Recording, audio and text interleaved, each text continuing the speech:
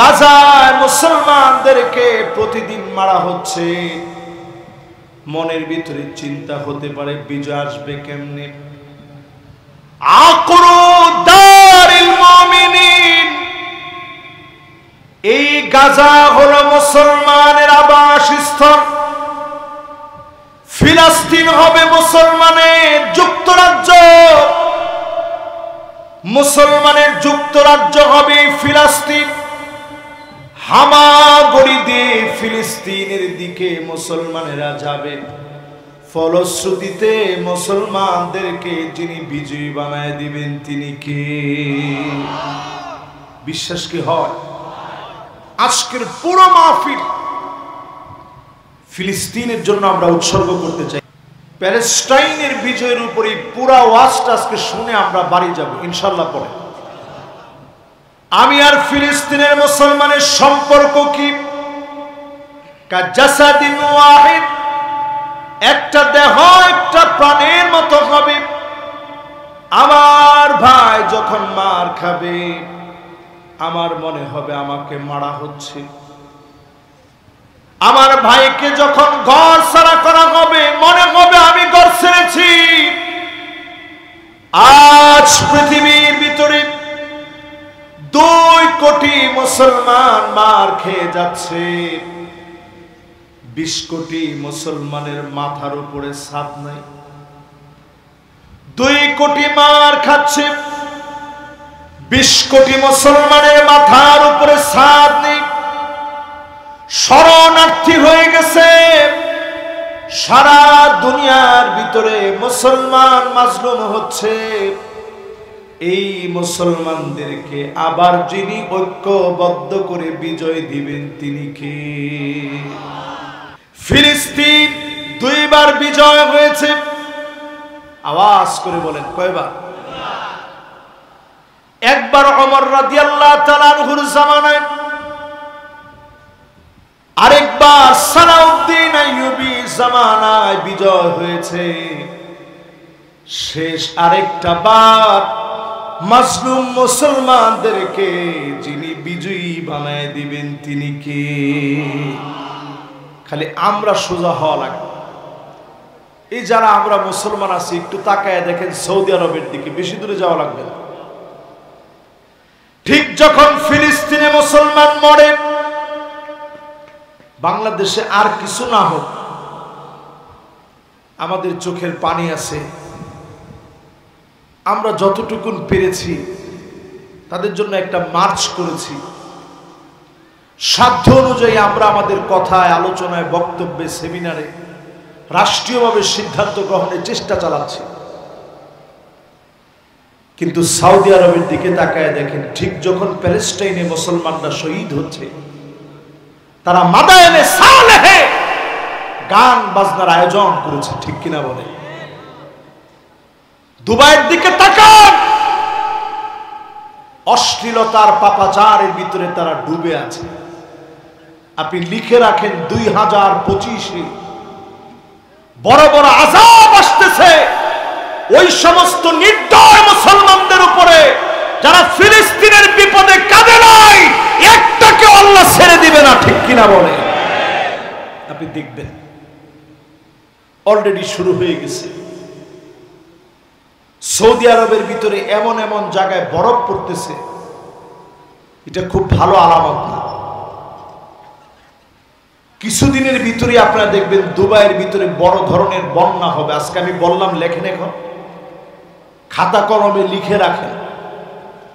Loss অ্যাঞ্জেলেসে, ক্যালিফোর্নিয়াতে যেভাবে আগুন জ্বলেছে, বিশ্বের বিভিন্ন জায়গায় আগুন জ্বলবে।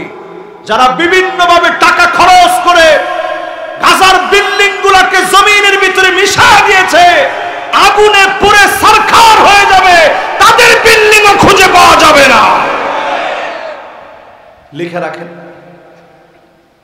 ক্যালিফোর্নিয়া, হলিউড, দুনিয়াদার মানুষের এটা প্রাণ কেন্দ্র বলা যায়।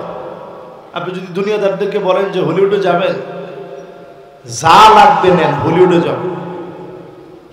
এই হলিউড আল্লাহ পুরে সারখার করে দিতে 1 টাকা লাগে না।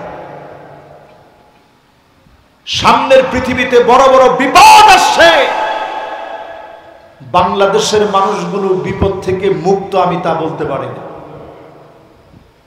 এখনো যদি কোরআনের পক্ষে আপনারা না আসেন, আমি এটা তো মনে করি রাসূল বলেছেন পূর্ব দিকে অনেকগুলা ভূমিকম্প হবে। কোন দিকে? মাশাআল্লাহ, সবাই বলেন কোন দিকে? পূর্ব দিকের দেশ হচ্ছে বাংলাদেশ। একটু আঙ্গুল দুরা কোন দেশ? পূর্ব দিকের দেশ হচ্ছে ভারত। কোন দেশ? পূর্ব দিকের দেশ হচ্ছে মায়ানমার। অলরেডি সেখানে হয়ে গেছে। পূর্ব দিকের দেশ হচ্ছে থাইল্যান্ড, অলরেডি হয়েছে। পূর্ব দিকের দেশ হচ্ছে ইন্দোনেশিয়া, পূর্ব দিকের দেশ হচ্ছে মালয়েশিয়া, দক্ষিণ কোরিয়া, উত্তর কোরিয়া, জাপান, মালদ্বীপ, শ্রীলঙ্কা, ভুটান, এমনকি হংকং, চায়না, সবগুলার ভিতরে ভূমিকম্প আসতেছে। আমার বাংলাদেশে শুধু 2024-এ 39 বার বাংলাদেশে ভূমিকম্প হয়েছে। 2025-এ কয়েকদিন আগেও ভূমিকম্প হয়ে গেছে। একটু জোরে কর হয়েছে, আবার একটু জোরে কর হয়েছে। একটা বার কোন দিন আমি এটা ভুলে গেছিলাম, জুমাবারে।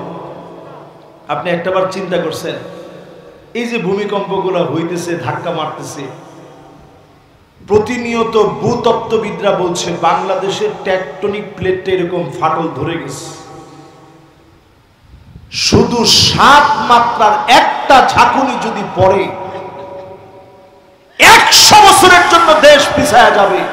100 বছর মাথা উঁচু করে উন্নয়নের গল্প বলার সময় থাকবে না। কয়টা ধাক্কা দিলে? একটা ঝাঁকুনি যদি দেওয়ার মতো আল্লাহ দেয়, মাত্র 7 মাত্রা, 5 মাত্রার ভূমিকম্প অনেক হয়েছে। 7-এর উপরে যদি একটা ভূমিকম্প হয়, বাংলাদেশের শত শত বিল্ডিং, হাজার হাজার বিল্ডিং ক্ষতিগ্রস্ত হয়ে যাবে। ও আমার ভাইরা, বারবার ভূমিকম্প গুলা আসে, আবার ভূমিকম্প গুলা চলে যায়। এর কারণ কি? নামাজের সময় দেখবেন ফজরের আগ মুহূর্তে ভূমিকম্প আসে। অসংখ্য আল্লাহর গোলাম তাহাজ্জুদের সময়ে দাঁড়ায় আল্লাহর কাছে তখন কান্নাকাটি করে। অসংখ্য হাফেজে কোরআন, তালেবুল ইলম যারা কোরআন তেলাওয়াত করতে থাকে, তাদের কারণে আমার বাংলাদেশের উপর থেকে যিনি ভূমিকম্প উঠায় নেন তিনি কে? ভারত আমাদেরকে তুলি দেয়, 3 মিনিটে আমাদেরকে নাকি শেষ করে ফেলবে। বর্তমান পৃথিবীর ভূতত্ত্ববিদরা বলছে ভারতের টেকটনিক প্লেট যেটা পূর্ব দিকের সবচেয়ে বড় ফাটল এটার মধ্যে দেখা দিচ্ছে। যদি ভারতের এই টেকটনিক প্লেটের কারণে বড় ধরনের ভূমিকম্প হয়, তোমরা তোমাদের খবর রাখার সময় পাবে না, বাংলাদেশের দিকে তাকানোর মতো সুযোগ থাকবে না। এজন্য আজকের মাহফিলে বলি, নিজেদেরকে আরেকটা বার সংঘবদ্ধ করে সোজা হন। সংখ্যা দিয়ে বিজয় না, আপনি সোজা হইলে যিনি বিজয় দিয়ে দিবেন তিনি কে? ফিলিস্তিনের কথায় আজকে যারা বসলাম, কোরআনুল কারীম আল্লাহ রাব্বুল আলামিন জানায় দিলেন, আল্লাযীনা উখরিজু মিন দিয়ারিহিম বিগাইরি হক ইল্লা আইয়াকুলু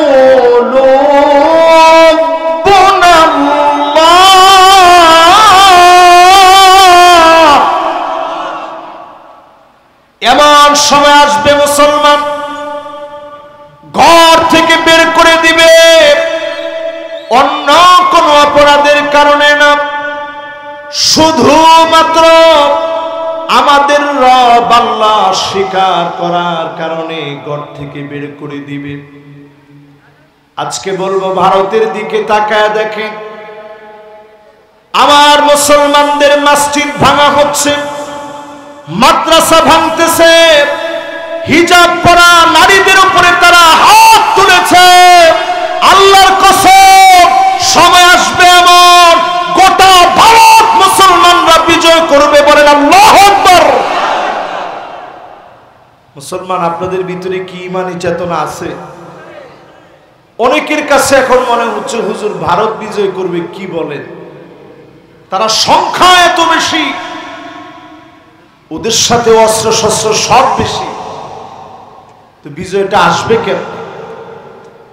একটু হিসাব করে দেখেন, মুসলমানদের কোন বিজয় সংখ্যা দিয়ে হয় নাই, অস্ত্রর ঝনঝনানি দিয়ে বিজয় হয় নাই।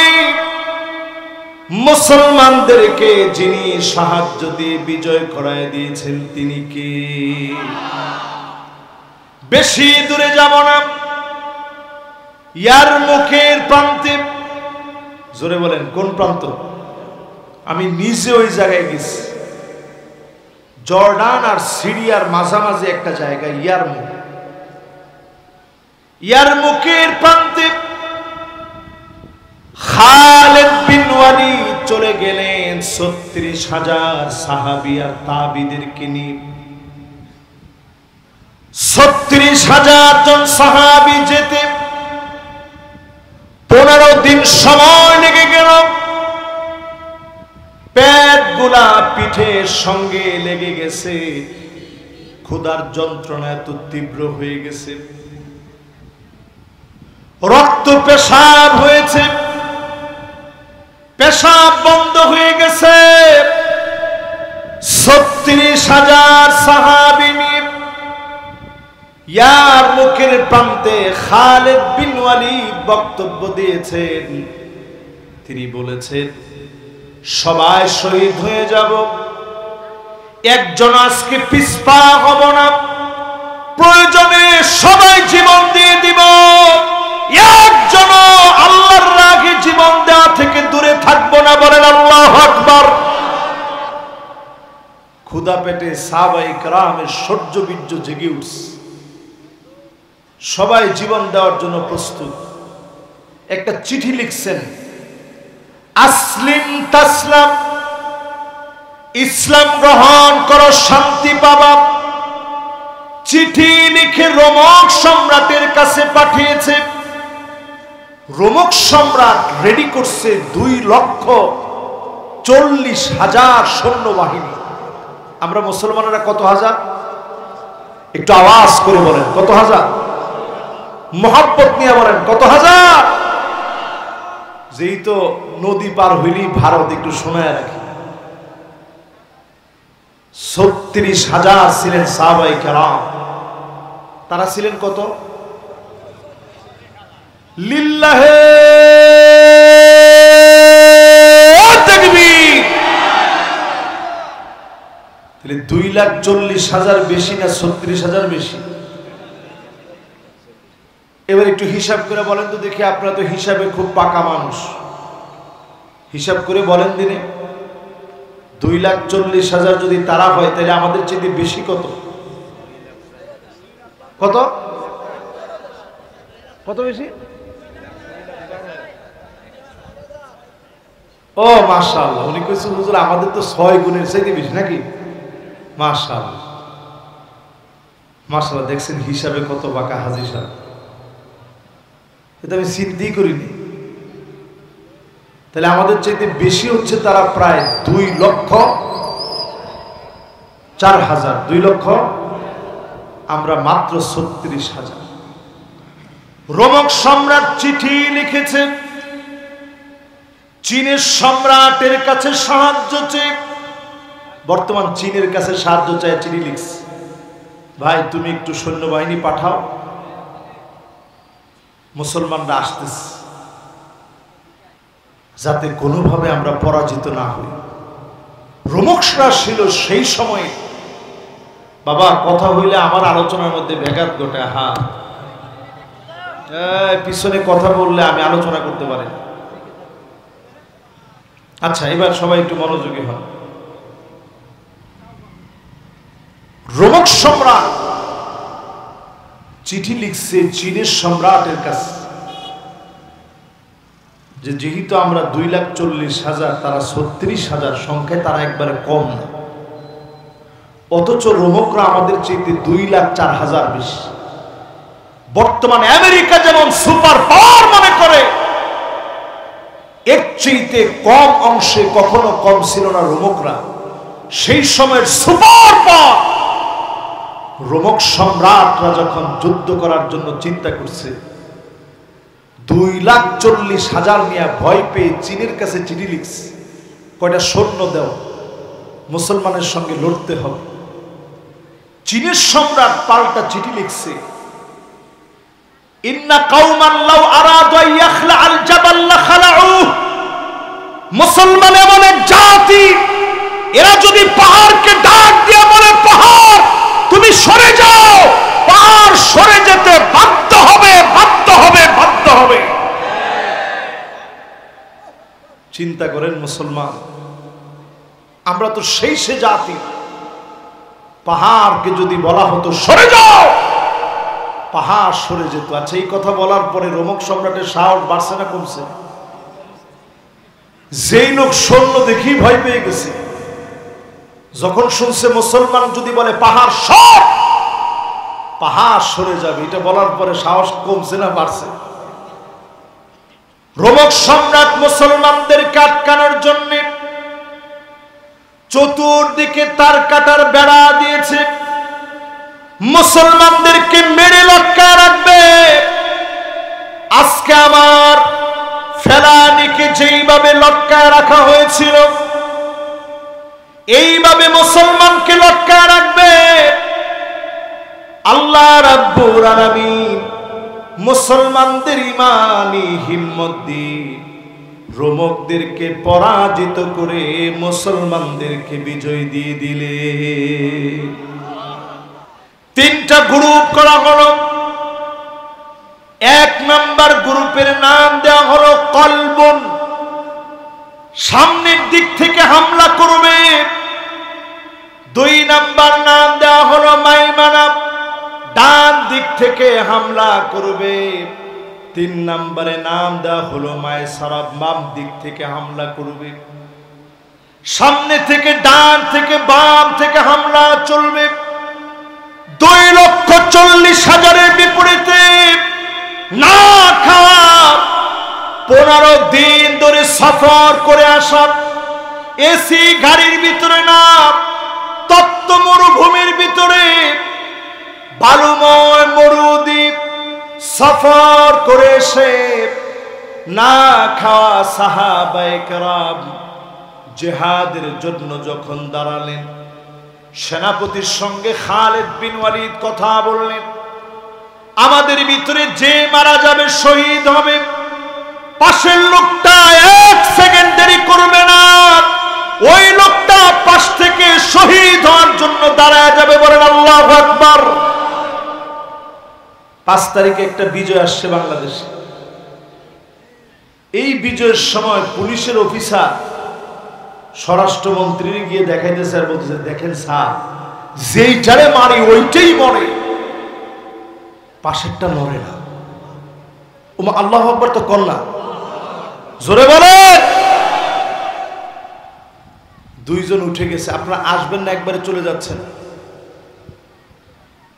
মাশাআল্লাহ, একটু হাতটা দেখায় যদি, মাশাআল্লাহ। একজন দেখাইছে লাল গেঞ্জি, মাশাআল্লাহ, লিল্লাহে তাকবীর।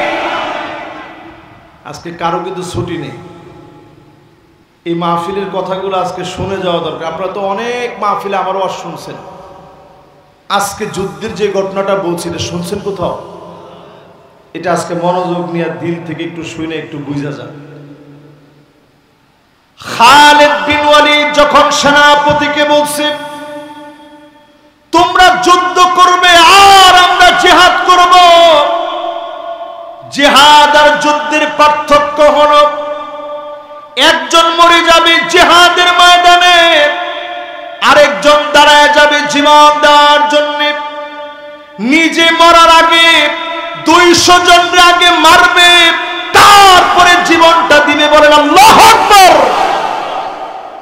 ফিলিস্তিনের দিকে তাকায় দেখেন, ছোট বাচ্চা, জবান দিয়ে তেমন কিছুই বলতে পারে না।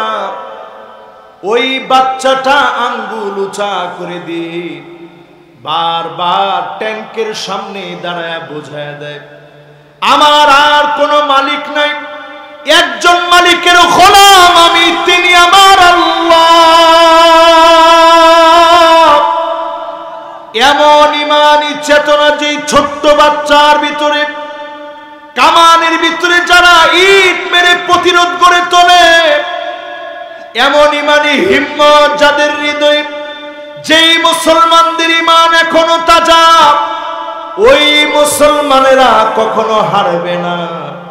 ফিলিস্তিনকে আবার যিনি বিজয়ী বানায় দিবেন তিনি কে?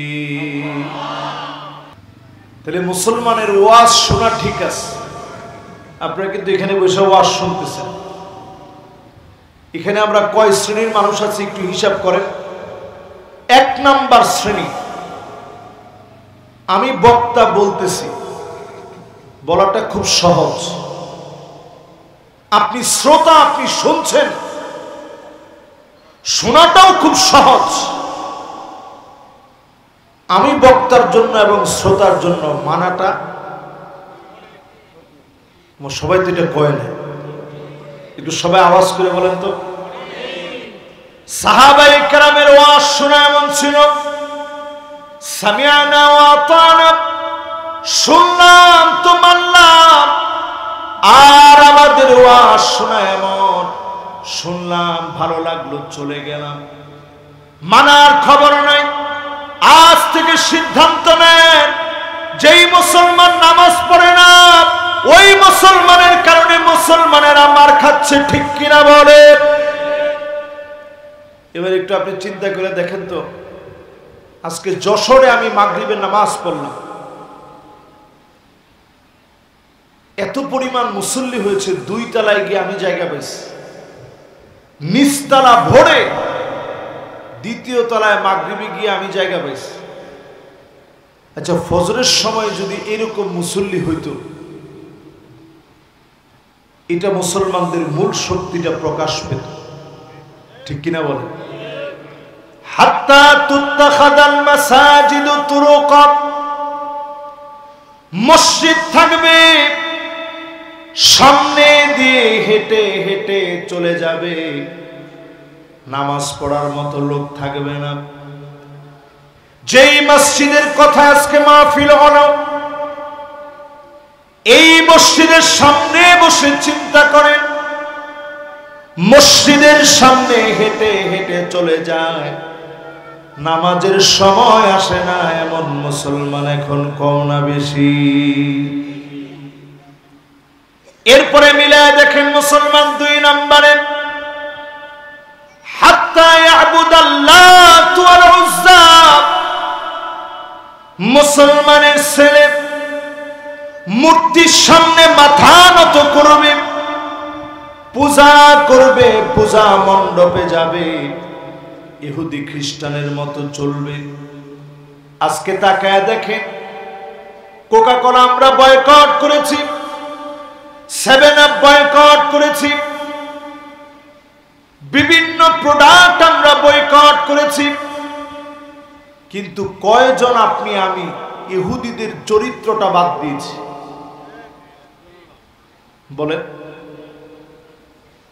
এবার আমি যদি একটু প্রশ্ন করি, রাসূলুল্লাহ সাল্লাল্লাহু আলাইহি ওয়াসাল্লাম বলেছেন চুল কাটবে, ডান দিকে চুল নেই, বাম দিকে চুল নেই, পিছনের দিকে চুল নেই, সামনের দিকে লম্বা লম্বা চুল। এই স্টাইলটা ইহুদিদের স্টাইল। এই স্টাইলে এখন আমাদের যুবকরা চুল কাটে কি কাটে না? ঘরের ভিতরে আপনি গিয়ে দেখবেন আন্নানা, এমন সব মহিলা বেড়ে যাবে, কথায় কথায় বলবে সব আমার নামে লিখে দাও, মা বাপের নামে কিছু দিও না। 1 টাকা মা বাবার জন্য খরচ করা যাবে না। এমন সন্তানও এখন ঘরে ঘরে আছে না নাই? এরপরে দেখবেন মান্নানা কথায় কথায় খোটা দিবে, আমি দেখে তোমার ঘর করে খেয়ে গেলাম, অন্য মহিলা হলে খেত না। এরকম সারা বাংলাদেশের মহিলাদের মধ্যে থাকলেও এই এলাকার মহিলাদের ভিতরে এরকম কথা কখনো হয় না। ইন্ডিয়ার পাশের জায়গা, এই এলাকায় এরকম হয়। এরপরে দেখবেন হান্নানা সারাদিন কষ্ট করে আপনি আসছেন, এসে বলছেন একটু পানি দিও তো 1 গ্লাস। বলা মাত্রই শুরু হয়েছে পানি চাই না। সারাদিন কষ্ট করে আমার কষ্ট দেখে কে? জারি শুনে আপনি মনে মনে চিন্তা করলেন পানি খাওয়ারই দরকার নেই। আপনি বললেন যে এমনি দুষ্টামি করছি, পানি পিপাসাই লাগে না। এরকম মহিলাও এখন সমাজের ভিতরে আছে না নাই? আজকের পুরাটা ওয়াজ কিন্তু আমরা ফিলিস্তিনের পক্ষে করতে চাই। এই জন্য সবাই আমরা মনোযোগটা দিই, ফিলিস্তিনটাকে চোখে মুখে বুকে একটু লালন করে। এরপরে 4 নম্বরে কান্নানা, স্বামীকে সহ্য করতে পারে না, স্বামীর দেখতে পারে না, দেখলেই স্বামীর উপরে বিরক্ত হয়ে যায়। এরপরে দেখবেন হাদ্দাকা, এমন সব মহিলা বের হবে স্বামী কোনো কিছু আনলে পছন্দ হয় না। এমন মহিলা এখন আছে না নাই? স্বামী কিছু আনলেই হয়েছে, কি আনলা এটা, এটা কোনো ডিজাইন হইল? এই কালার টিকবে না, মরিয়ে যাবে তো কালার। এরকম মহিলা এখন কি এলাকায় আছে? এরপরে দেখবেন সাদ্দাকা, এমন সব মহিলা বের হবে কথায় কথায় তর্ক করবে। আছে? যেটা নাই একটু জোরে বলেন, আছে? এরপরে দেখবেন বাররাকা, এমন সব মহিলা বের হবে শুধু তর্ক করবে না, লাঠি নিয়ে স্বামীরে পিটাইতেও দেরি করবে না। এমন মহিলা আছে না নাই? আছে? তাহলে কি বোঝা যায়? দিন যাচ্ছে তত বেশি আমাদের ভিতরে মুসলমানদের বৈশিষ্ট্য আমাদের কাছ থেকে চলে যাচ্ছে, ঠিক কিনা বলেন? কয়টা বাজে আগে একটু দেখে নি। আমি মনে করছিলাম ওয়াজ আর একটু লম্বা করব, বেশিক্ষণ লম্বা করার সুযোগ নাই। করব না? না না, কালকে পরীক্ষার্থীদের পরীক্ষা আছে ইনশাল্লাহ। যেহেতু আরো একটা মাহফিল আছে, 6টা হাদিস বলে ইনশাল্লাহ আমার আলোচনাটা ইতি টানবো ইনশাল্লাহ। বলে একটু আঙ্গুলটা উঁচা করে দেখান তো দেখি কয়টা। 10টা দেখাইছে চাচা, আমি শোনাবো 6টা। কয়টা? আর 10টা শোনাবো না ওইখানে ইনশাল্লাহ। কোনখানে? রমজাননগর। আজকে 6টা পর্যন্ত শুনেন, এবার হাতগুলো নামান। আল্লাহর নবী বললেন দুনিয়া তার শেষ প্রান্তে 6টা বিষয় গুণে রাখবা। 1 নম্বরে মৌতি, আমি নবী দুনিয়া থেকে চলে যাব, আমি নবীকে তোমরা পাবা না। আমরা অনেক পরে আসছি, নবীকে জীবনে কোনোদিন দেখি নাই। আল্লাহর নবীর ভালোবাসায় সিক্ত হতে পারি নাই, সামনে থেকে নবীর চোখের পানি দেখি নাই। কিন্তু নবী তো আমাদের জন্য সিজদার ভিতরে চলে যেতেন। আম্মা জান বলেন আমি কানটারে নিয়ে যেতাম, আল্লাহ নবীর ভিতর থেকে ডুকরে ডুকরে কান্নার আওয়াজ শুনতাম। আমি কানটাকে নিয়ে গিয়ে শোনার জন্য যখন নবীজির জবানের সামনে কান লাগাতাম,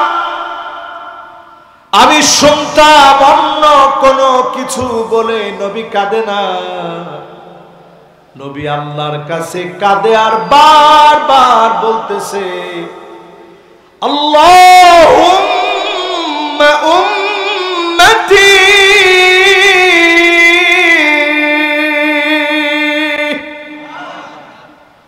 ও আল্লাহ আমার উম্মত, আমার উম্মত। যেই নবী এত ভালোবেসে গেলেন,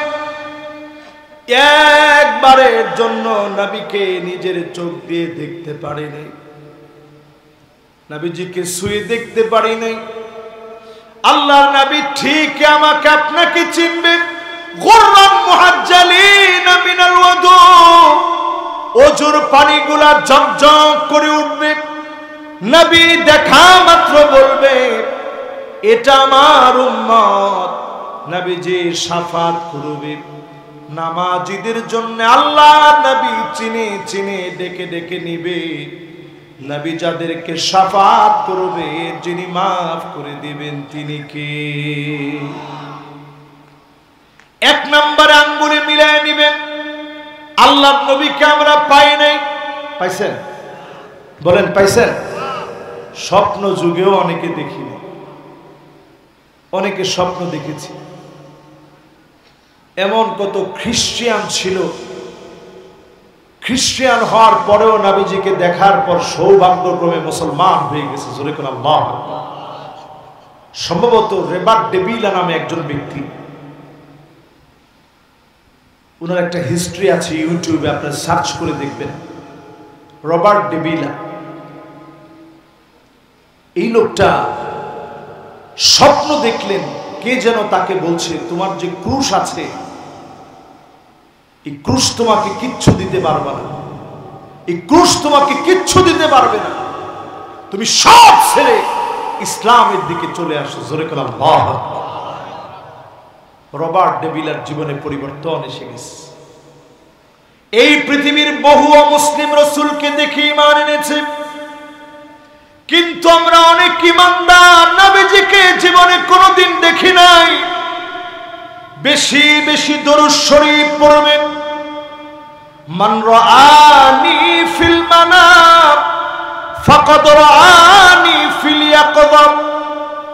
স্বপ্ন যুগে যদি নবীজিকে দেখেন, কেমন যেন সামনাসামনি দেখলে। সৌভাগ্যক্রমে স্বপ্ন যুগে যদি দেখে ফেলেন, দরুদ শরীফের আমল চালায়া যান। যিনি স্বপ্ন যুগে নবীজিকে দেখায় দিবেন তিনি কে? হুজুর কোন দরুদ শরীফটা পড়ব? আমার দিকে তাকায়, কোন দরুদ শরীফটা পড়ব? নামাজের ভিতরে যে দরুদটা পড়েন সে দরুদটা পড়তেছেন, পড়েন। পড়তে পড়তে যদি একটু ক্লান্ত লাগে তখন আপনি পড়েন সাল্লাল্লাহু আলাইহি ওয়াসাল্লাম, সাল্লাল্লাহু আলাইহি ওয়াসাল্লাম, সাল্লাল্লাহু আলাইহি ওয়াসাল্লাম। বলেন তো দেখি, সহজ না কঠিন? সবাই একটু জোরে বলেন তো দেখি। মনে করেন হাঁটতেছেন, মাঠে যাচ্ছেন, সাল্লাল্লাহু আলাইহি ওয়াসাল্লাম, সাল্লাল্লাহু আলাইহি ওয়াসাল্লাম, সাল্লাল্লাহু আলাইহি ওয়াসাল্লাম। বলাটা সহজ না কঠিন? আরব দেশে মারামারি লেগে গেছে, একেবারে ধুমাধুম মারামারি। পাশ থেকে তৃতীয় একজন এসে যদি বলে সাল্লু আলান নবী, নবীজির নামে একটু দরুদ শরীফ পড়, মাথাটা ঠান্ডা কর, বলতে দেরি। দুইজন মিলে একত্রে তৃতীয় জন সহ সমস্বরে বলে উঠে সালাওয়াতুল্লাহি ওয়া সালামুহু আলাইহি, সাল্লাল্লাহু আলাইহি ওয়াসাল্লাম। সাথে সাথে ঝগড়া মিটে গেছে। জোরে করে আল্লাহু আকবার। আরবের লোকেরা ঝগড়া লাগলেই বলে সাল্লু আলান নবী, নবীর নামে দরুদ পড়, সাথে সাথে বলে সাল্লাল্লাহু আলাইহি ওয়াসাল্লাম। ঝগড়া শেষ। এই মাহফিলে যারা বসলেন নিয়ত করেন আল্লাহর নবীকে আমরা পাই নাই, অধিক পরিমাণে দরুদ শরীফ পড়বেন, অধিক পরিমাণে আল্লাহর নবীর জন্য দরুদ শরীফ পড়ে পড়ে নবীজিকে পাওয়ার জন্য আকাঙ্ক্ষা করবেন। স্বপ্ন যোগে নবীজিকে দেখবেন জান্নাতে নবীর পাশে কাছাকাছি যিনি বাড়ি বানায় দিবেন তিনি কে? চাই তো আমরা ইনশাআল্লাহ। 2 নাম্বার শুনেন আমার ভাইরা। 1 নাম্বারটা কি বলতে পারবেন? একজনও বলতে পারবেন না? মাশাআল্লাহ, নবীজি চলে যাবেন, আমরা নবীজিরে পাবো না, এটা 1 নাম্বার। মিলছে না মিলে নেই? মিলে গেছে। 2 নম্বরে নবীজি বললেন সুম্মা ফাতহু বাইতুল মুকাদ্দাস, বাইতুল মুকাদ্দাস গর্জে উঠবে। আমার দিকে তাক, এখন একটু চিন্তা করেন, ক্ষমতার লোভ এখন মুসলমানদের ভিতরে আছে না নাই? এরপরে সালাউদ্দিন আইয়ুবী বললেন মাদকাসক্ত হয়ে যাবে মুসলমান। এখন মাদকের সরাসরি এই এলাকায় আছে না? যে জুড়ে আছে আছে বলছেন, মনে হচ্ছে যে পুরা কমন পড়ছে, বেশি না? তারা পেঁয়াজের সময় পেঁয়াজের দাম বাড়ায় দেয়, কিন্তু ঠিক যখন আমাদের দেশে ইয়াবা দেওয়া লাগবে, ইয়াবা দেওয়ার ক্ষেত্রে দেরি করে না, কারণ এইটা দিলেই আমাদের যুব সমাজ ধ্বংস হবে। ঠিক কিনা বলেন? এই মাহফিলের ভিতরে হিসাব করেন, মুসলমান এখন মাদকাসক্ত হয়ে গেছে। ছোট ছোট বাচ্চা এখন সিগারেট খায়। সিগারেটটা আমি একেবারে কম করে বললাম, অধিকাংশ মানুষের ভিতরে এখন ঢুকে গেছে। সিগারেট দিয়ে শেষ না, প্যাথেডিন খায়, হেরোইন খায়, আফিম, মেরিজুয়েনা, এলএসডি, এরপরে যে কিছুই পায় না সে গাজার ভিতরে টিকটিকির ল্যাস ভরে এরপরে খায়। হায়রে মুসলমান, কই গেলাম আমরা? মুসলমান তখন মার খাবে যখন চরিত্র থাকবে না। আর যারা সৌদি আরবে নাচ গানের আয়োজন করে, রিয়াদের ভিতরে কাবার মতো করে মঞ্চ সাজায় যারা নাচ গান করতে পারে, পরিষ্কার ভাবে লিখে রাখেন এই মানুষগুলা সব হতে পারে, চরিত্রবান হতে পারে না। এই জন্যই তো আযাব আসতেছে। সবাই, কিছু সংখ্যক মানুষের কারণে এখনো দুনিয়া টিকে আছে। এরপরে 3 নম্বরে নবীজি বলেন বাইতুল মুকাদ্দাসের বিজয়ের পরে আল্লাহর নবী বলেন এমন সময় আসবে সুম্মা মাউতানুন ইয়াখুযু ফীকুম কাকুআসিল গনাম, ছাগলের ঠান্ডা লাগলে যেইভাবে কাশে, ছাগলের নাক দিয়ে কি পরে, কেউ বলছেন যে পানি পরে, কেউ বলছেন সর্দি, কেউ বলছেন শ্লেষ্মা। দেখছেন না আপনারা? আচ্ছা, ছাগল কে কে লালন পালন করছেন একটু হাত তুলেন তো দেখি। আমি তো কয়েক মিনিটের জন্য হলেও তো আমি করছি না? মাশাআল্লাহ, কে কে করছেন একটু দেখি তো। মাশাআল্লাহ, এবার হাতগুলো নামান। যাদেরকেই বলছি সবাই হাত উঠে দিকে হাসি দিচ্ছে। হুজুর, এটা একটা কাজ হলো? আমরা যে নবীওয়ালা কাজ বলি, এটা একটা নবীওয়ালা কাজ। আপনার বিশ্বাস হয় না? সকল নবী ছাগল চড়িয়েছেন একটা ট্রেনিং বিল্ড আপ করার জন্য। ছাগল দেখবেন সামনের দিকে যখন টান দেন, আস্তে যখন খোটা দেয়, তখন টাইনা কিছু করা যায় না, অনেক ঝামেলা করে। তাহলে সুন্দর করে গোসল করাই দিবেন, দেখবেন খোটা দিছে, আর যাবে না। সেই ছাগলের ঠান্ডা লাগলে দেখবেন একদিকে কাশে, অন্য দিক দিয়ে নাক দিয়ে ঝোল পড়ে। আল্লাহর নবী বললেন ঠান্ডা জনিত মহামারী আসবে, সারা দুনিয়ার ভিতরে ছড়া পড়বে। ও আমার সচেতন ভাইয়েরা, আপনারা বলেন তো দেখি, এমন একটা মহামারী কে আসছিল? 3-4 জনে বলছে করোনা। আপনাদের কি মনে হয় আসছিল কি না? সবাই বলেন তো কি না? করোনা নামক মহামারী সারা দুনিয়াকে তটস্থ করে দিয়েছিল। এটা আমার 3 নাম্বার। এই করোনাই শেষ না, সামনে এর চাইতে বড় মহামারী আমার তো মনে হয় খুব নিকটবর্তী সময়ে বড় একটা মহামারী খুব নিকটতম সময়ে চলে আসতেছে। আমেরিকাতে অলরেডি কিছু মানুষ একেবারে নেশায় বোধ হয়ে বেঁকে টেকে পড়ে আছে। অনেকে বলতেছে এরা জম্বি ভাইরাসে আক্রান্ত। আমি এটা বলছি না যে এই ভাইরাসটা পৃথিবীব্যাপী জম্বি ভাইরাস এইভাবে ছড়াবে, তবে এইটাও ঠান্ডা জনিত একটা ভাইরাস হবে, মহামারী আকার ধারণ করবে। বরফের নিচে যেটা লুকায়া ছিল 50,000 বছর, এখন বরফ গলার কারণে এটা এখন পৃথিবীর দিকে আসতেছে। মানুষকে এমন সংক্রামিত করবে, একজনের কাছ থেকে আরেকজনের কাছে এত দ্রুত ছড়ায়া যাবে, শ্বাস প্রশ্বাসে নিঃশ্বাসে নিঃশ্বাসে ছোট্ট একটা পিপিলিকা পর্যন্ত এটাতে আক্রান্ত হতে পারে। এইখান থেকে এইখানে, এইখান থেকে আরেকজনের কাছে এইভাবে ছড়ায়া করবে। বলেন নাউযুবিল্লাহ। তার মানে মহামারী শেষ হয় নাই।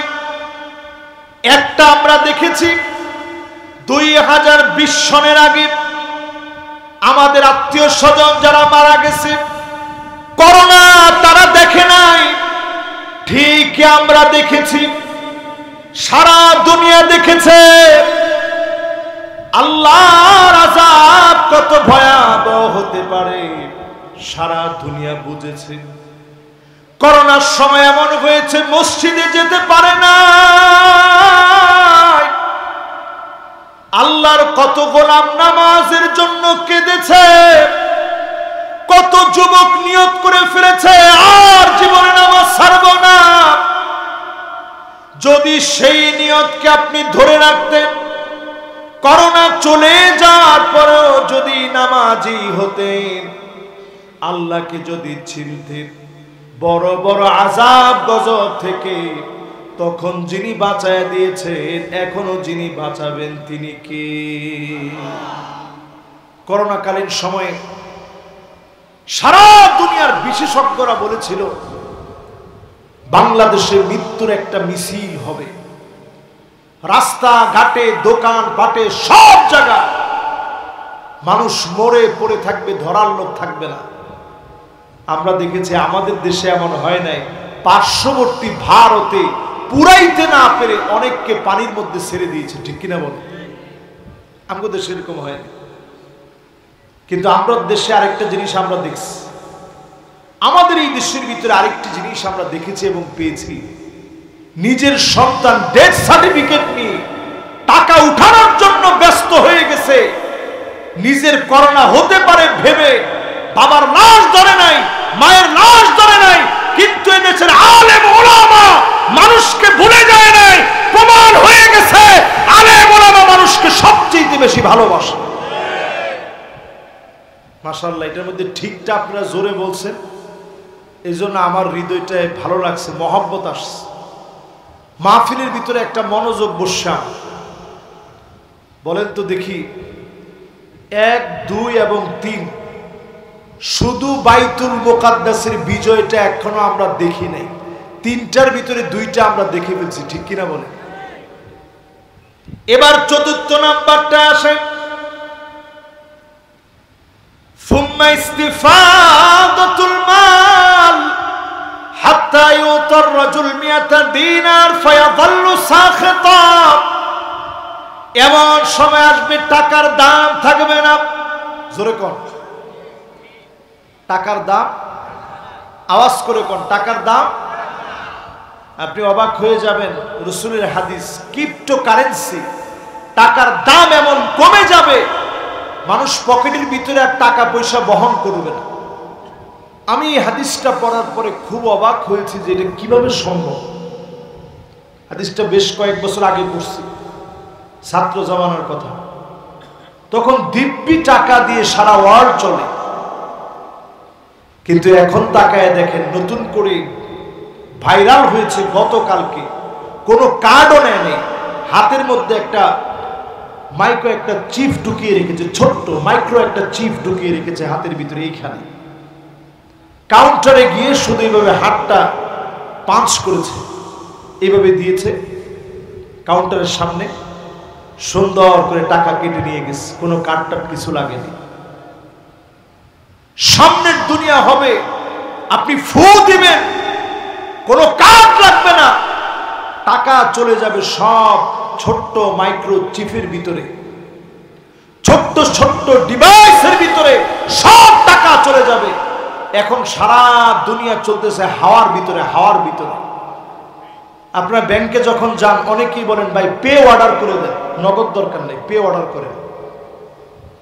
দেখছেন, আল্লাহর নবী বলে গেছেন দুনিয়ার ভিতরে টাকা দিয়ে মানুষের মান বাড়বে না, টাকার মান কমে যাবে, টাকা দিয়ে মন ভরানো যাবে না, টাকা মানুষ বহন করবে না। তাই তো হয়েছে। বাংলাদেশে যদিও এখনো আমরা পকেটে টাকা রাখি, অধিকাংশ যারা উন্নত কান্ট্রিগুলো আছে সেখানে সফর করতে গেলে দেখি কারো পকেটে কোনো টাকা নেই, শুধু কার্ড আছে। আমাদের দেশও দেখবেন দুই একের ভিতরে ওইদিকে যাচ্ছে। তাহলে আমাদের কাছে কি মনে হয় না রসুলের এইটাও পুরাপুরি এখন মিলে গেছে, ঠিক কিনা বলে? তাহলে কয়টা বলবো বলছিলাম? 6টা। 6টার ভিতরে গেছে কয়টা? এই 4টা একটু আবার আপনাদেরকে মুখস্থ করাই দিই। 1 নাম্বারটা কি বলেন তো দেখি? লিল্লাহে তাকবীর। বলেন 1 নাম্বারটা কি? রসুলকে আমরা দেখি। 2 নাম্বার,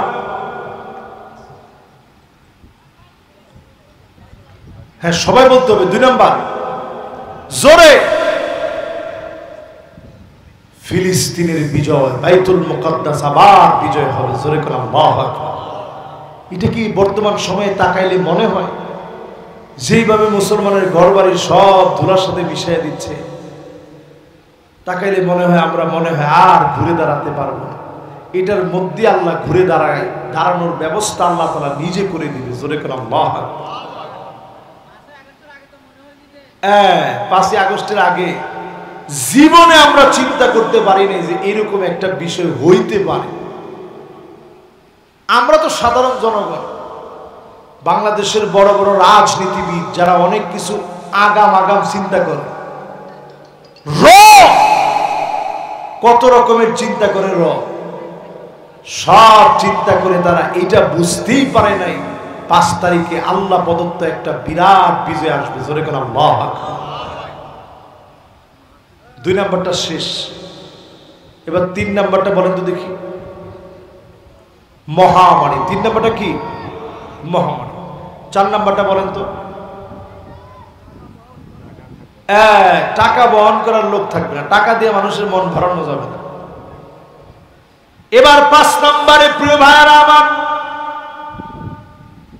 আল্লাহর হাবিব বলেন লা ইয়াবকা বাইতুন মিনাল আরব ইল্লা দাখালাতুহু। হাদিসের এই অংশ বলতে গেলে মনের ভিতরটা দুমড়ে মুচড়ে যায়।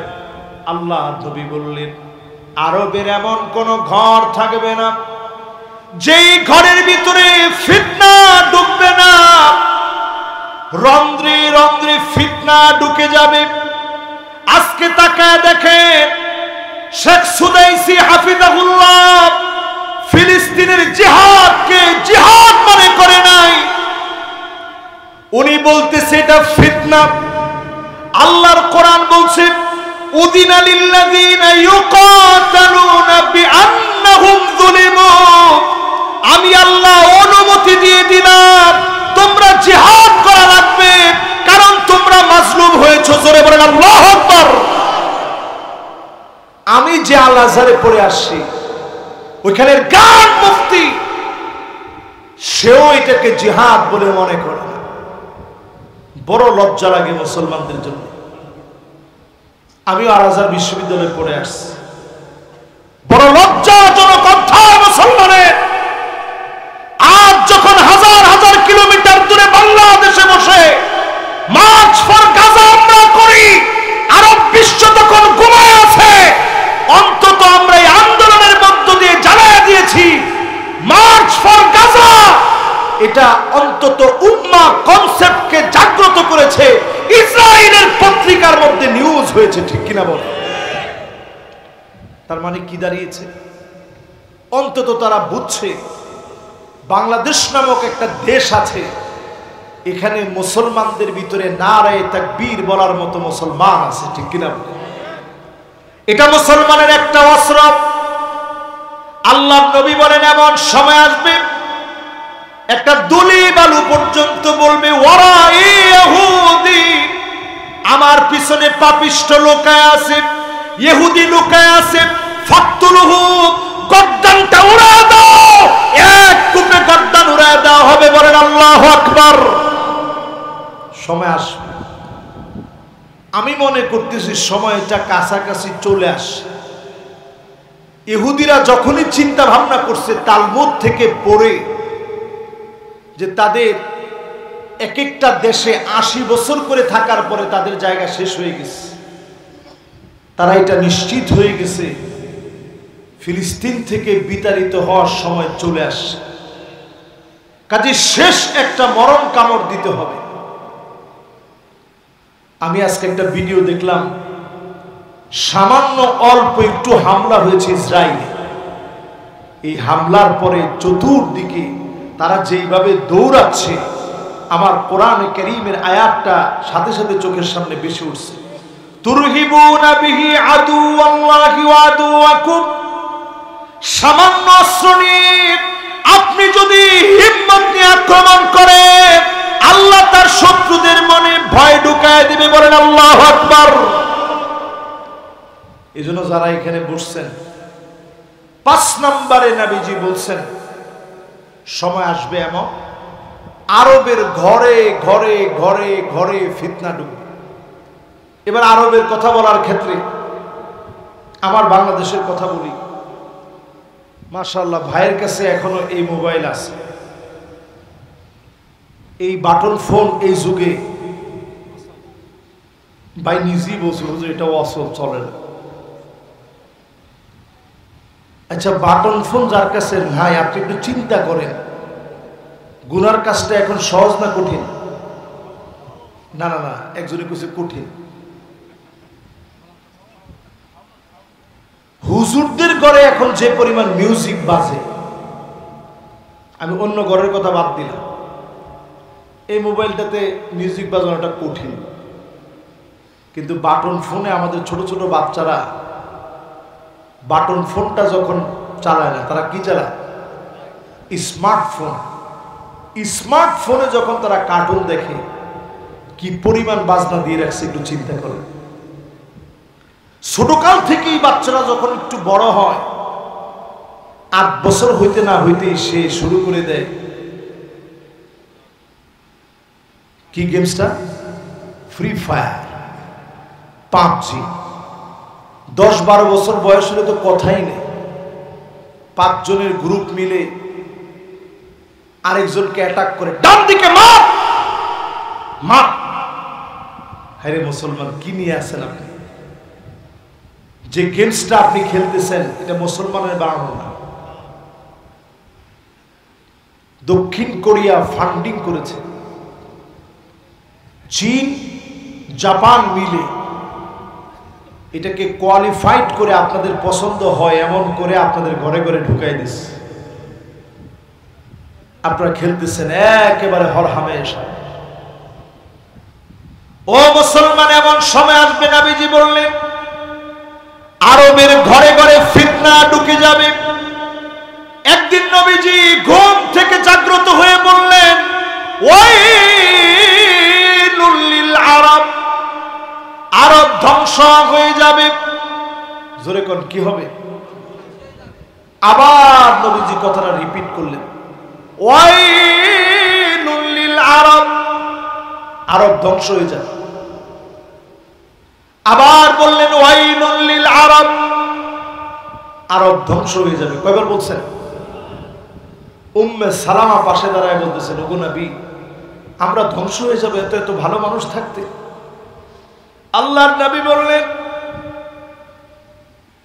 ইদা কাসুরাল খাবাস, খারাপই একদিন বেড়ে যাবে, আরবের ভিতরে ভালো লোক কমে যাবে। ওই সময়ে তোমরা ধ্বংস হবা। আজকে আমার দেশের কথা বলি, 54 বছর ধরে সব দেখা শেষ, সামনে আওয়াজ উঠতে হবে আল কোরআনের বাংলাদেশ। এখনো যদি আওয়াজ তুলতে না পারেন, আপনি লিখে রাখেন কি জুলুম দেখছেন।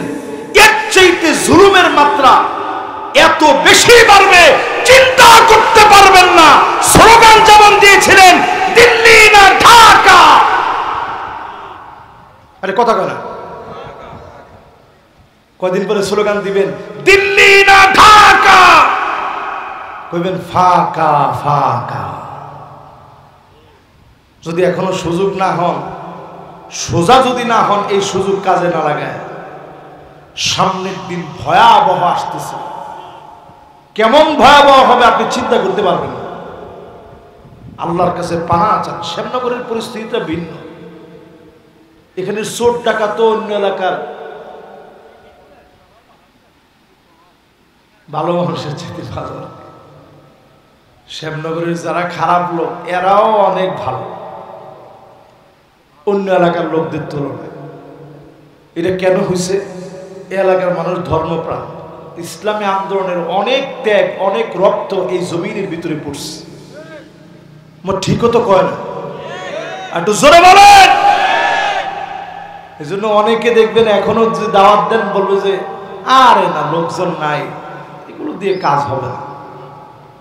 মুসলমানদের কোন বিজয় শুধুমাত্র লোকজন দিয়ে আসে নাই। 5 তারিখের বিজয়টাও লোকজন দিয়ে হয় নাই, ঠিক কিনা বলে? ছোট ছোট গোলামান কিছু নাই হাতে, হঠাৎ করে কোত্থেকে সাধারণ জনগণ সব চলে গেল। যদি শুধু ওই সময় এই কথাটা না বলে, রাজাকারের বাচ্চা যদি না বলতো, তাহলে আন্দোলনটা এত দূর যাইতই না। একটা গালির কারণে আল্লাহ তাআলা মুসলমানদের চূড়ান্ত একটা বিজয় দিছে, ঠিক কিনা বলে? এই চূড়ান্ত বিজয়টারে আপনি অন্তত মনে করতে পারেন বিজয়ের একটা অধ্যায় তো রচনা হয়েছে। চূড়ান্ত রূপ নিবে তখন আপনি আমি যখন পরিশুদ্ধ হব। যদি ঠিক না হন, 6 ধরনের মায়ের খাইবেন। কি 6 ধরনের মায়ের? এটা হাদিস থেকে, আজকে আর বলতে পারবো না, এটা আগামী দিন বলবো। আজকে শুধু 6টা শেষ করি। 6টা বলতে গিয়ে বলতেছিলাম 5 নম্বরে আরবের ভয়াবহতা আসবে। কেন? কারণ তারা যখন চরিত্র নষ্ট হয়ে যাবে তখন মার খাবে, ফিতনা ঢুকে যাবে। ওমর রাদিয়াল্লাহু তাআলা আনহু ছিল দরজা। আল্লাহ নবী বলেন, ওমরকে যেদিন মেরে ফেলা হবে, শহীদ করা হবে, তারপরে একটার পরে একটা ফিতনা ঢুকবে। ইন্নাল্লাহ জাআলাল হক বিলিসানি ওমর ওয়া কলবিহি ওয়া হুয়াল ফারিকু বাইনাল বাতিল ওয়াল হক। হযরত ওমর হলো সত্য মিথ্যার পার্থক্যের দরজা। এমন ভাবে তিনি হকের পক্ষে বলেছেন, অন্যায়ের বিরোধিতা করেছেন, উনাকে শহীদ করে দেওয়া হলো। এরপরে ফিতনাগুলা ঢুকলো সমুদ্রের ফেনার মতো করে। আজ অবধি ফিতনা ঢুকতেছে। ঢুকতে ঢুকতে এমন হয়েছে, বাংলাদেশের ভিতরে বসে একজন নিজের ইমাম মাহাদি দাবি করছে। অঙ্ক শিক্ষক বলছে, আল্লাহ নিজে আমার স্বপ্ন দেখায় বলছে তুই ইমাম মাহাদি। তো বলছে, আল্লাহ আমি যদি ইমাম মাহাদি হই, আমার নাম তো মোহাম্মদ না, আমার আব্বার নাম তো আব্দুল্লাহ না। কারে তোর নাম আমি আল্লাহ নিজে গোপন রাখছি, যাতে করে কোনো সমস্যা না হয়। মানে 5 তারিখের পরে অনেকের মাথা কি পরিমাণ নষ্ট হয়েছে আপনি চিন্তা করছেন? এগুলোরে কিন্তু আপনারা স্বাভাবিকভাবে নিয়ে নেন। এমনও হতে পারে লোকটা অসুস্থ, যদি অসুস্থ হয় তার চিকিৎসা করা। এমনও হইতে পারে নানা চক্রান্ত করে এই জাতীয় লোকদেরকে দাঁড় করায় দিয়ে ইসলামী আন্দোলনের ক্ষতি করার একটা অপচেষ্টা চালানো হচ্ছে, ঠিক কিনা বলেন? এরপরে আসেন মুসলমান, আরবের ভিতরে ফিতনা কেমনে ঢুকলো। দুবাইয়ের দিকে তাকায় দেখেন, কাতারের বিমান চলতে দেয় না দুবাইয়ের উপরে। কারণ ইসরায়েলের বিরোধিতা করে কাতার, এই জন্য কাতারের বিমান চলতে দেয় না। মুসলমান হওয়ার পরেও ইসরায়েলকে তারা কিছু মনে করে না, হামলা করে আমার শিশু বাচ্চাগুলোকে মেরে ফেলেছে, শহীদ হয়ে গেছে গোলাপের মতো বাচ্চাগুলো, ছোট ছোট ছেলে মেয়ে ঘাস খাচ্ছে, তারপরেও ক্ষুধা নিবারণ করতে পারতেছে না, থুতু মেরে ফেলে দিচ্ছে, তেতো হওয়ার কারণে ঘাস খেতে পারতেছে না। এরপরও মুসলমানদের হৃদয় যদি না কাঁদে, আল্লাহর কসম যিনি মুসলমানদেরকে অচিরেই ধরবেন তিনি কে? শেষ 6 নাম্বারটা শুনে, রাত বেশি হয়ে গেছে মাশাআল্লাহ। আমি ঠিক 1.5 ঘন্টা কথা বলতে চেয়েছিলাম, কাছাকাছি সময়ে চলে আসছে। আপনারা অত্যন্ত মনোযোগ নিয়ে শুনেছেন। আমি লক্ষ্য করছি অনেকে ইস্তিনজার জন্য গিয়েছেন, আবার এসে বসছেন। আল্লাহ যেন আমাদের এই পুরা কথাগুলা ফিলিস্তিনের মাজলুমদের বিজয়ের পক্ষে আল্লাহ যেন কবুল আর মঞ্জুর করেন, পড়েন আমিন। 6 নাম্বার হাদিসের অংশটা শোনা। আল্লাহর হাবিব জানায়া দিলেন, সুম্মা হুদনাতুন তাকুনু বাইনাকুম ওয়া বাইনা বানিল আসফার ফায়াকদিরুন। অচিরেই মুসলমানদের ভিতরে খ্রিস্টানদের সঙ্গে চুক্তি করবে। মুসলমানরা কার সঙ্গে চুক্তি করবে? নবীজি বলছেন কার সঙ্গে? এবার একটু মিলায়া দেখেন তো, আসলে কি খ্রিস্টানদের সঙ্গে মুসলমানদের এই চুক্তি হয়েছে কিনা। 2023 সনে আমি উজবেকিস্তান গিয়েছিলাম। তুর্কমেনিস্তান, কিরগিজস্তান, উজবেকিস্তান, তুরস্ক, রাশিয়ার সঙ্গে পাকিস্তান, ইরান সহ সবাই মিলে একটা চুক্তি হয়েছে। রসুল 1450 বছর আগে বলে গেছেন খ্রিস্টানদের সঙ্গে চুক্তি হবে। কোন খ্রিস্টান? অর্থোডক্স খ্রিস্টান। হুজুর এই খ্রিস্টানদেরকে কই পাবো? মুসলমানরা যখন ইস্তাম্বুল বিজয় করছে, 22 বছরের একজন রণতুর্যবাদক সুলতান মুহাম্মদ আল ফাতেহ, যখন এই সুলতান মুহাম্মদ 22 বছর বয়সে যখন এই ইস্তাম্বুল, কনস্টান্টিনোপল বিজয় করছে, খ্রিস্টানরা চলে গেছে তখন রাশিয়া। এই খ্রিস্টানরাই এখন মুসলমানদের সঙ্গে চুক্তি করার জন্য স্থির হয়ে গেছে। নবীজি বলছেন চুক্তি হবে ঠিক, ফায়াকদিরুন, কিছুদিন পরেই চুক্তি টিকবে না। এজন্য আপনি দেখবেন রাশিয়া কখনো কখনো মুসলমানের পক্ষে বলে। এই পক্ষে বলাতে খুশি হওয়ার কিছু নাই, রাশিয়ার জন্য দোয়া করারও কিছু নেই। নবীজি বলতেছেন অচিরেই এই চুক্তি ভঙ্গ হয়ে যাবে। তাহতা 80টা দলে বিভক্ত হবে। ওটা এক একটা দলের পতাকার নিচে হাজার হাজার করে সৈন্য থাকবে। তৃতীয় বিশ্বযুদ্ধের প্রেক্ষাপট আল্লাহ নবী হাদিসের শেষ অংশে বোঝায় দিয়ে গেলেন। তার মানে দুনিয়া এখন যেই দিকে যাচ্ছে, ফিলিস্তিনের সংকট জাতিসংঘ থামাবে না, ওআইসি তেমন কিছু বলবে না, 57টা মুসলিম দেশ কিছুই বলবে না। এই জন্য পৃথিবীর ভিতরে তৃতীয় বিশ্বযুদ্ধ লাগবে। কালো পতাকাবাহী একটা দল বের হবে, তারা খোরাসান থেকে বিজয়ের জন্য কালো পতাকাবাহী দল যাবে, আবার মুসলমানদের বিজয় আসবে। সুনিশ্চিত যিনি মুসলমানদেরকে বিজয় দিবেন তিনি কে? ইউসলিহুল্লাহু লাহু লাইলাতান ওয়াহিদা, এক রাত্রির ভিতরে বিজয় আসবে। তবে আমারে আপনারে দিয়ে না, আজকে যারা জীবন দেওয়ার জন্য প্রস্তুত, আজকে থেকে যারা আল্লাহর রাহে কোরবানি করতে প্রস্তুত, আজকে যারা নিজেকে আল্লাহর গোলাম বানিয়েছেন, এমন লোকদেরকে দিয়ে যিনি বিজয় দিয়ে দিবেন তিনি কে? আমাদের দেশের মানুষের আবেগ আছে।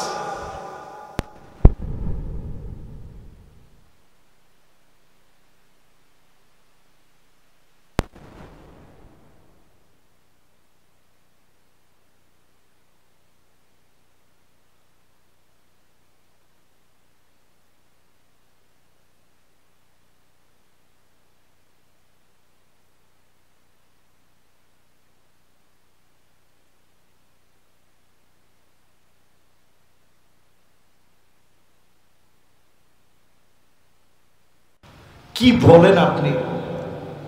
এরকমও আমরা বলতে শুনি, এটা সবাই না, কিন্তু মনে কষ্ট নিয়েন না। আমি পরামর্শ দিতে চাই, যে বেয়াদবি কথা বলেছে অনতিবিলম্বে তার ব্যাপারে সিদ্ধান্ত নেন, কারণ এদেশের মুসলমান এগুলো অন্তত সহ্য করতে পারে না। আরেকজন বলতেছে যদি নেতার নাম নেন তাহলে ওযু করা লাগবে। নেতার নাম নিলে ওযু করা লাগবে কেন? আমরা তো ওযু ভঙ্গের কারণের ভিতরে নেতার নাম কোথাও পড়ি নেই। আপনারা পড়ছেন নাকি? একটু নিজেদেরকে সোজা করেন, কি বলেন একটু চিন্তা করেন। রাজনীতিরে বাংলাদেশে আমরা বানায় দিছি সমস্ত ধর্মের উপরে কোন ধর্ম যদি থাকে ওই ধর্মের নাম রাজনীতি। বাংলাদেশের সবচেয়ে বড় নবীর চেয়ে সম্মানের জায়গায় আমরা আমাদের নেতার নামটা রাখছি। কামেল মাদ্রাসাগুলায়, মাদ্রাসার পিছনে পিছনে সরকারি সকল প্রতিষ্ঠানে চেয়ারের উপরে মহামান্যদের ছবিটা লটকায় রাখতে হইত। কিছু করার নাই তো। আল্লাহ ওই দিনটা দেখায় নাই যে মসজিদে লটকাইতে কয় নাই। যদি কইতো মসজিদের বারান্দার ভিতরে ছবি থাকবে কোনো অসুবিধা নেই। অসুবিধা আছে, এই ফতোয়া দেওয়ার মতো হুজুর ছিল না? 2-4 জন ছিল, ঠিক আছে। আপনি ফতোয়া দিলে তো আপনি জেলে যাইতে যাইতে শেষ। পরে কয়জন চিন্তা করে থাক বারান্দার মধ্যে, ভাই নামাজ পড়া দরকার, নামাজ ভিতরেই পড়বে। এই জন্য মুসলমান আজকে থেকে মাহফিলে বসে নিয়ত করেন, ফিলিস্তিনের পক্ষে যারা আছেন আজকে থেকে দল করবেন শুধুমাত্র আল্লাহর জন্য। জোরে কোন কার জন্য? আঙ্গুল উঁচা করে কোন কার জন্য? এবার আঙ্গুলগুলো না হয়। এই যে আপনাদেরকে কথা বলাইলাম যে কার জন্য দল করবে, আল্লাহর জন্য। আপনারা বললেন হুজুর আমি যদি একটু পদের জন্য করি, ওই যে বাজার কমিটির পদটা পাইলে কিছু টাকা পয়সা নগদ। আল্লাহর হাবিব বলতেছে লা ইউকাল্লিমুহুমুল্লাহ, যারা পদের জন্য দল করবে আল্লাহ পাক তাদের সঙ্গে কথা বলবে না। ওয়ালা ইউযাক্কিহিম, মানে দয়া দেখাবে না। ওয়ালা ইয়ানজুরু ইলাইহিম, আল্লাহ পাক তাদের দিকে তাকাবেন না, কথা বলবেন না, দয়া দেখাবেন না। যারা শুধুমাত্র পদের জন্য দল করবেন, ওয়া ইল্লা লাম ইয়াফিলাহুম, পদ না পেলে নেতার পিছনে নাই, এমন যারা হবেন এদের দিকে যিনি তাকাবেন না, কথা বলবেন না, দয়া দেখাবেন না, তিনি কি? ফিলিস্তিনের পক্ষে যারা আওয়াজ করেছি, আজ থেকে বুনিয়ানুম মারসুস মাসলুম ফিলিস্তিনের পক্ষে সীসা ডালা প্রাচীরের মতো এক হয়ে আল্লাহর জমিনে দিন কায়েমের সিদ্ধান্ত নেওয়া লাগবে। ঠিক কিনা বলেন?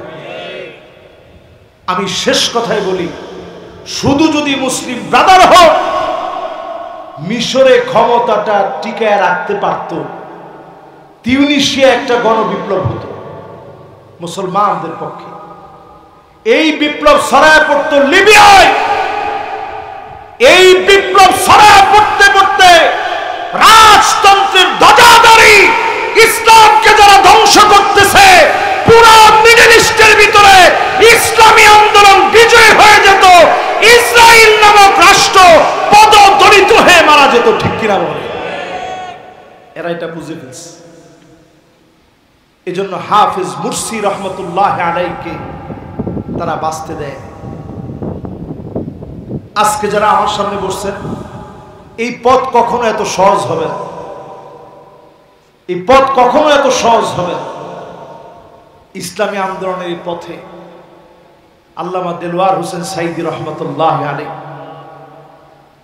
13টা বছর তিনি জেলে থাকার পরে শেষ দিন তিনি দুইজনের কাঁধে ভর দিয়ে বের হইছেন। বের হওয়ার সময় ওনার ঠোঁটের ভিতরে জান্নাতি একটা হাসি। উনি বুঝাইয়া দিছেন 13 বছর জুলুম করার পরেও আমার একটা হাসি তোমরা কেড়ে নিতে পারো নাই। এটা প্রমাণ হয়েছে জালেমদের বিজয় হয় না, মাজলুমের বিজয় হয়েছে। এজন্য যারা আমার সামনে বসছেন, অনেক কাজ এখনো বাকি। ওনারা জীবন দিয়ে গেছেন, শহীদ হয়েছেন, ফাঁসির দড়িতে গেছেন হাসতে হাসতে, ফাঁসির দড়িতে গেছেন হাসতে হাসতে। আমি আপনি তেমন কোনো পরীক্ষাই দিইনি। আল্লাহর সামনে কেমনে দাঁড়াবো? ফিলিস্তিনের একজন মাজলুমের সামনে যদি আল্লাহ দাঁড় করায় দেয়, আপনি কি জবাব দিবেন? যারা আমার দেশে শহীদ হয়ে গেছে তার সামনে যদি আল্লাহ আমারে দাঁড় করায় দেয়, কি জবাব দিব? এই জন্য প্রতিদিন ঘুমানোর আগে একবার চিন্তা করবেন, আমি কি শুধু পদের জন্য দল করি? একটা ব্যানারে ছবি দেওয়ার জন্য যদি আমার দল হয়, তাহলে আমি কিসের দল করলাম? আমি তো দল করব মুসলিম হিসাবে শুধুমাত্র আল্লাহর জমিনের দিন কায়েমের জন্য, ঠিক কিনা বলে? যদি এটা আমার টার্গেট হয়, সংখ্যা অল্প হতে পারে, যিনি এই অল্প সংখ্যার ভিতরে বিজয় দিয়ে দিবেন তিনি কে? আরব ধ্বংস হয়ে যাবে। কয়বার বলছেন? উম্মে সালামা পাশে দাঁড়ায় বলতেছেন, ওগো নবী, আমরা ধ্বংস হয়ে যাবে এত এত ভালো মানুষ থাকতে। আল্লাহর নবী বললেন, ইদা কাসুরাল খাবাস, খারাপই একদিন বেড়ে যাবে, আরবের ভিতরে ভালো লোক কমে যাবে, ওই সময়ে তোমরা ধ্বংস হবা। আজকে আমার দেশের কথা বলি, 54 বছর ধরে সব দেখা শেষ, সামনে আওয়াজ উঠতে হবে আল কোরআনের বাংলাদেশ। এখনো যদি আওয়াজ তুলতে না পারেন, আপনি লিখে রাখেন কি জুলুম দেখছেন। এর চাইতে জুলুমের মাত্রা এত বেশি বাড়বে, চিন্তা করতে পারবেন না।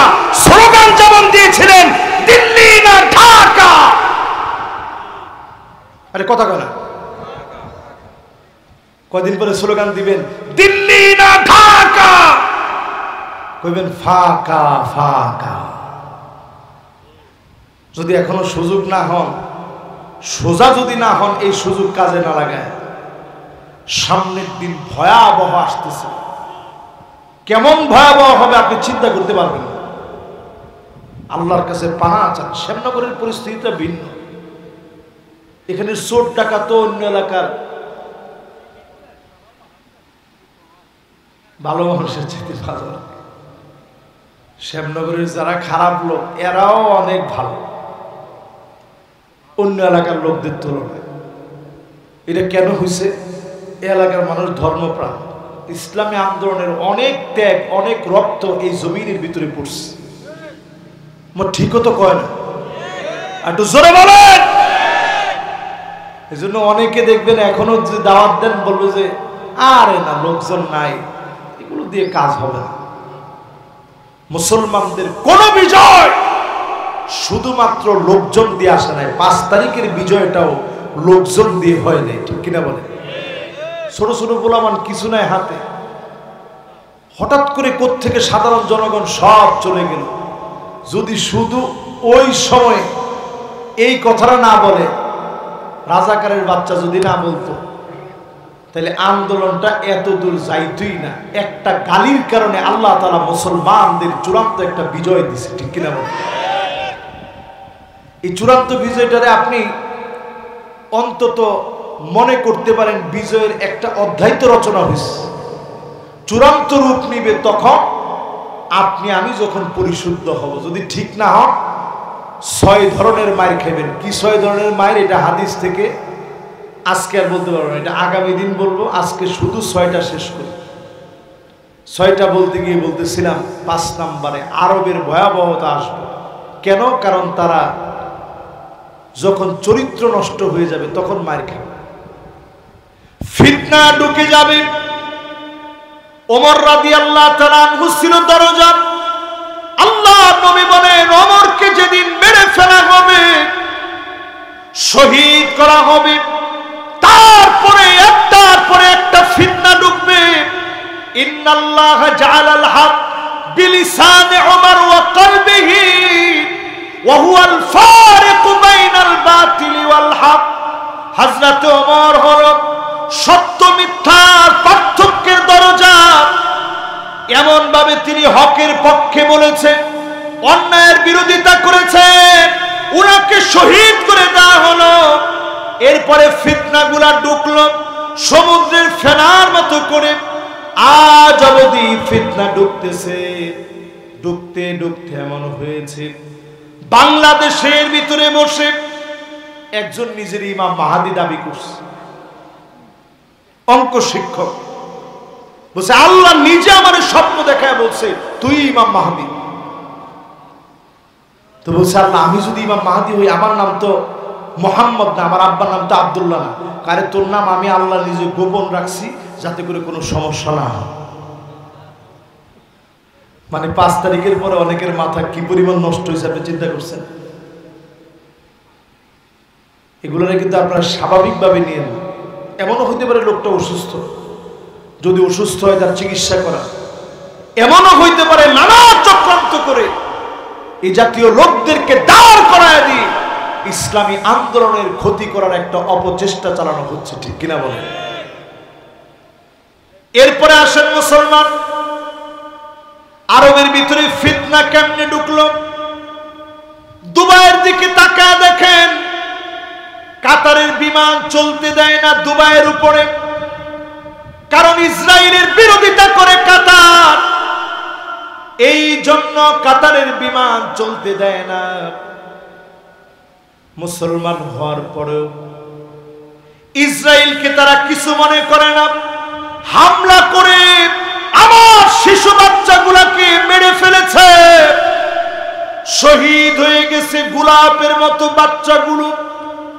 ছোট ছোট ছেলে মেয়ে ঘাস খাচ্ছে, তারপরেও ক্ষুধা নিবারণ করতে পারতেছে না, থুতু মেরে ফেলে দিচ্ছে। তেতো হওয়ার কারণে ঘাস খেতে পারতেছে না। এরপরেও মুসলমানদের হৃদয় যদি না কাঁদে, আল্লাহর কসম যিনি মুসলমানদেরকে অচিরেই ধরবেন তিনি কে? শেষ 6 নাম্বারটা শুনে।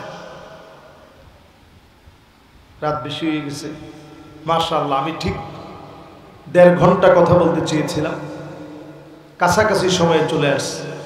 আপনারা অত্যন্ত মনোযোগ নিয়ে শুনেছেন। আমি লক্ষ্য করছি অনেকে ইস্তিনজার জন্য গিয়েছেন, আবার এসে বসছেন। আল্লাহ যেন আমাদের এই পুরা কথাগুলা ফিলিস্তিনের মাজলুমদের বিজয়ের পক্ষে আল্লাহ যেন কবুল আর মঞ্জুর করেন। পড়েন আমিন। 6 নাম্বার হাদিসের অংশটা শুনে আল্লাহর হাবিব জানায়া দিলেন, সুম্মা হুদনাতুন তাকুনু বাইনাকুম ওয়া বাইনা বানিল আসফার ফায়াকদিরুন। অচিরেই মুসলমানদের ভিতরে খ্রিস্টানদের সঙ্গে চুক্তি করবে। মুসলমানরা কার সঙ্গে চুক্তি করবে? নবীজি বলছেন কার সঙ্গে? এবার একটু মিলায় দেখেন তো আসলে কি খ্রিস্টানদের সঙ্গে মুসলমানদের এই চুক্তি হয়েছে কিনা। 2023 সনে আমি উজবেকিস্তান গিয়েছিলাম। তুর্কমেনিস্তান, কিরগিজস্তান, উজবেকিস্তান, তুরস্ক, রাশিয়ার সঙ্গে পাকিস্তান, ইরান সহ সবাই মিলে একটা চুক্তি হয়েছে। রাসূল 1450 বছর আগে বলে গেছেন খ্রিস্টানদের সঙ্গে চুক্তি হবে। কোন খ্রিস্টান? অর্থোডক্স খ্রিস্টান। হুজুর এই খ্রিস্টানদেরকে কই পাবো? মুসলমানরা যখন ইস্তাম্বুল বিজয় করছে 22 বছরের একজন রণতুর্যবাদক সুলতান মুহাম্মদ আল ফাতেহ, যখন এই সুলতান মুহাম্মদ 22 বছর বয়সে যখন এই ইস্তাম্বুল কনস্টান্টিনোপল বিজয় করছে, খ্রিস্টানরা চলে গেছে তখন রাশিয়া। এই খ্রিস্টানরাই এখন মুসলমানদের সঙ্গে চুক্তি করার জন্য স্থির হয়ে গেছে। নবীজি বলছেন চুক্তি হবে ঠিক, ফায়াকদিরুন, কিছুদিন পরেই চুক্তি টিকবে না। এজন্য আপনি দেখবেন রাশিয়া কখনো কখনো মুসলমানের পক্ষে বলে। এই পক্ষে বলাতে খুশি হওয়ার কিছু নাই, রাশিয়ার জন্য দোয়া করারও কিছু নেই। নবীজি বলতেছেন অচিরেই এই চুক্তি ভঙ্গ হয়ে যাবে। তাহতা 80টা দলে বিভক্ত হবে। কটা? এক একটা দলের পতাকার নিচে হাজার হাজার করে সৈন্য থাকবে। তৃতীয় বিশ্বযুদ্ধের প্রেক্ষাপট আল্লাহ নবী হাদিসের শেষ অংশে বোঝায় দিয়ে গেলেন। তার মানে দুনিয়া এখন যেই দিকে যাচ্ছে, ফিলিস্তিনের সংকট জাতিসংঘ থামাবে না, ওআইসি তেমন কিছু বলবে না, 57টা মুসলিম দেশ কিছুই বলবে না। এই জন্য পৃথিবীর ভিতরে তৃতীয় বিশ্বযুদ্ধ লাগবে। কালো পতাকাবাহী একটা দল বের হবে, তারা খোরাসান থেকে বিজয়ের জন্য কালো পতাকাবাহী দল যাবে, আবার মুসলমানদের বিজয় আসবে।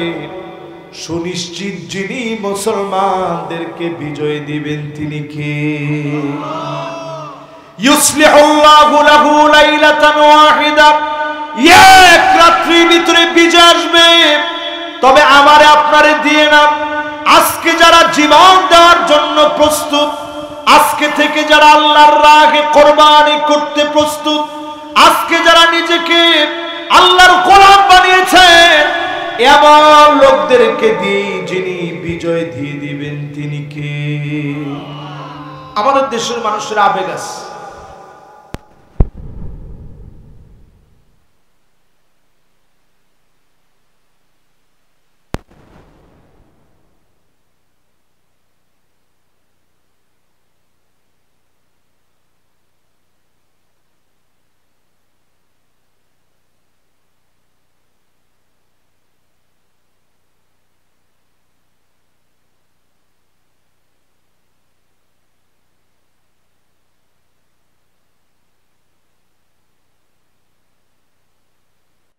কি বলেন আপনি? এরকমও আমরা বলতে শুনি, এটা সবাই না, কিন্তু মনে কষ্ট নিয়েন না।